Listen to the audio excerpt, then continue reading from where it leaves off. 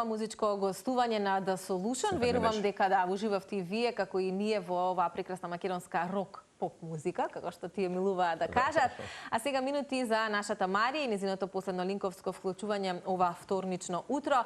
Ке се зборува малку повеќе за суплементите или додатоците во исхраната. Тука мораме да бидеме многу внимателни, особено те споменавме и утринава во овој период од годината, кога многумина од нас и на своја рака знаат да си направат одредена, витаминска терапија. Како правилно треба да се користат сите тие додатоци? Марија ќе советува со фармацевт Билјана Божиновска. Марија, повеле.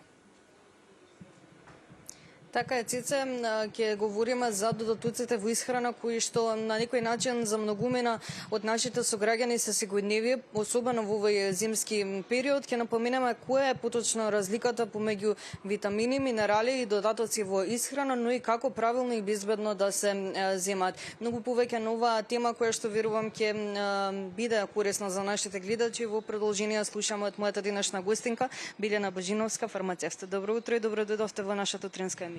Добро утро, Марија, благодарам за поканата. Важно е, верувам, на самиот почеток да ја направиме таа разлика, кога станува збор за додатоци во исхрана и витамини и минерали. Која е разликата помеѓу овие три?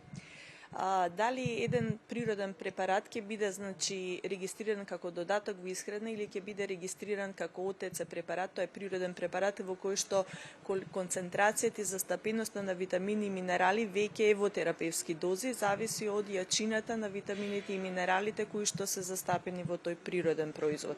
Така да секој производ кога се внесува во Македонија, мора претходно да се регистрира, односно да се категоризира и зависно од јачината на тие витамини и минерали, односно од самиот состав, може истиот тој производ да биде категоризиран или во додаток во исхрана или пак во ОТЦ препарат, каде што регистрацијата оди веќе во Малмет, односно во Агенцијата за лекови.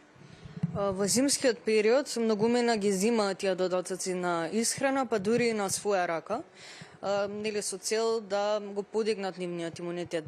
Но дали е тоа правилно, односно прашањето ми е дали треба секоја индивидуа, односно дали за секоја индивидуа индивидуално постојат и самите додатоци на исхрана? Секако, препораките одат кон реално потребата за секој пациент. Ние не смееме да заборавиме како што имаме хиповитаминози, односно намалено внесување на витамини. Во денешно време се соочуваме и со хипервитаминози и преголем внес и на витамини и на минерали, практично и што е потребно и што не е потребно.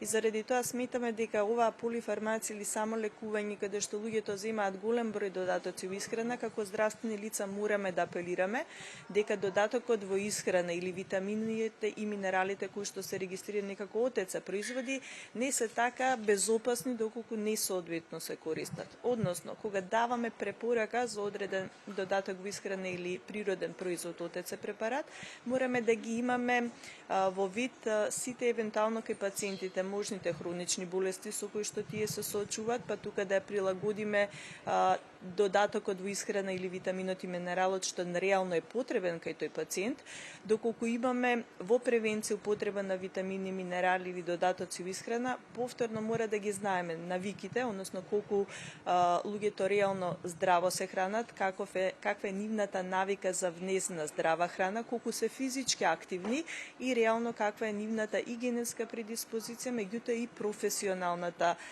активност. Не е секогаш потребата иста, без разлика и од возраста. Да не заборавиме дека децата имаат една потреба, за разлика од адолесцентите, децата во пубертет и развој, за разлика од жените во менопауза, повторно има разлика, машкиот и женскиот пол имаат различна потреба од витамини и минерали, зашто сме сведоци дека се почесто и се оди кон таква категоризација. Значи, потребата за децата е една, а за возрастните секако и луѓето во по 60-та година има соодветни различна потреба од овие додатоци во исхрана.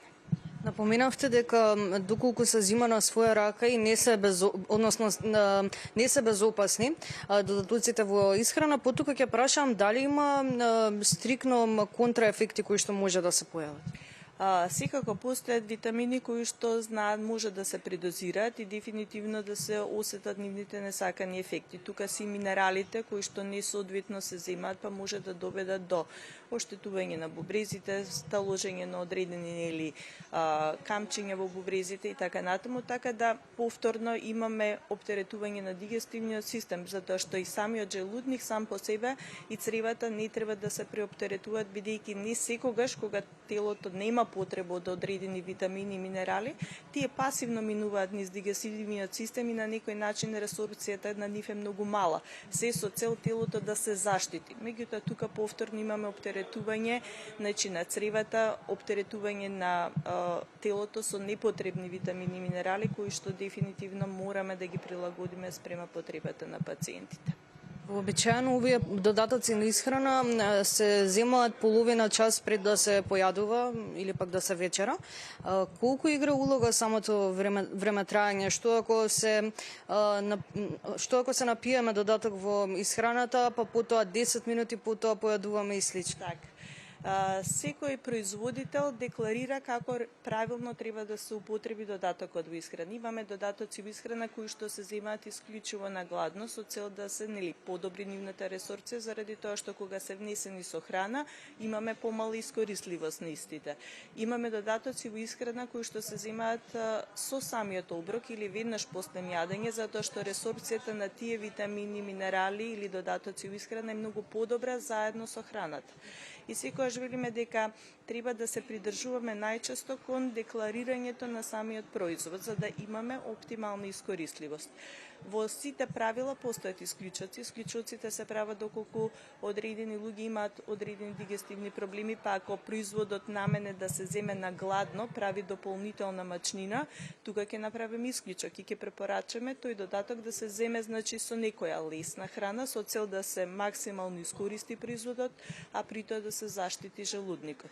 И тука секогаш велиме дека дури и обликот треба да внимаваме како го прилагодуваме. Не секој сака да внесе, например, течност, некој има проблем со проголтување на таблетки, па имаме потреба од препарати кои што се наменети за директна употреба, како што се оние прешачиња, нели, за директна употреба, така да облиците се оние кои што повторно велиме ние како фармацевти преку еден краток разговор, преку мали информации кои што и како ни се важни, можеме соодветно да го прилагодиме она што навистина му е потребно на секој индивидуалец. Ви благодарам за одвоеното време и што имавме можност да напоменеме за ризиците кои што произлегуваат од неправилната употреба на овие додатоци за исхрана, но воедно и појасневме која е разликата помеѓу витамините, минералите, но и самите додатоци. Секако се надевам дека ваквите информации се корисни за нашите гледачи, заради тоа што почесто апелираме за правилна употреба на овие додатоци во исхрана, веруваме дека оваа полифармација и неконтролираното употребување на додатоци во исхрана дефинитивно ќе го намалиме. Ви благодарам уште еднаш. Да се надеваме дека со ваквите вклучувања ќе се намали ризикот и контраефектите од прекумерна и употреба на своја рака на овие додатоци на исхрана, но воедно и еден едукативен начин за нашите гледачи преку самото вклучување на лице место. Со овие информации ќе ве поздравиме и се гледаме повторно утре во новото издание на нашата емисија.